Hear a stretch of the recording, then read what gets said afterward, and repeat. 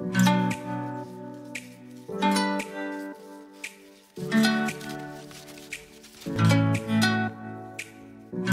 travaille au centre depuis 1986 et puis je suis accompagnateur en montagne et je fais du ski de fond, des raquettes, de la marche nordique, toutes les activités liées à la montagne, à la découverte de la nature.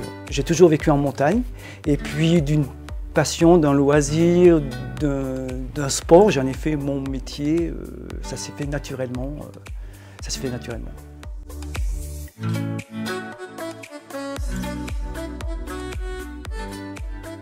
Ce qui me plaît le plus, c'est la liberté dans mon travail, être dehors, dans la nature, et puis être au contact de vacanciers sympas. Les gens du CNRS sont super sympas, cultivés. On va au moulin, ça s'appelle. On va au moulin, on va monter un petit peu, ça va les faire digérer, parce qu'ils mangent trop, il paraît.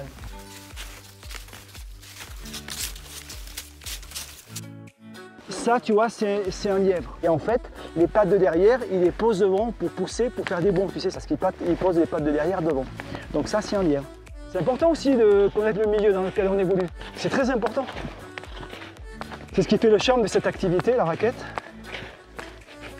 Tu vois pas les traces de lièvre sur une piste de ski alpin.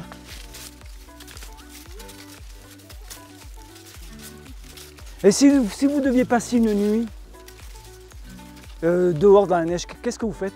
Il faut faire un trou. Il faut aller au niveau du sol. C'est là où la température est la plus chaude. Il fait 0 degré toujours. Il ne faut jamais rester en surface. Il faut s'isoler des branches de sapin. Et si on est plusieurs, se serrer les uns contre les autres pour créer de la chaleur. Et s'il fait très froid, ne jamais dormir.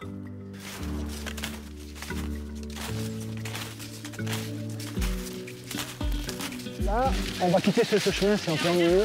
On va suivre une crête. Soyez prudents, passez bien où je passe. En file indienne, soyez prudents. C'est pas dangereux, mais passez bien où je passe.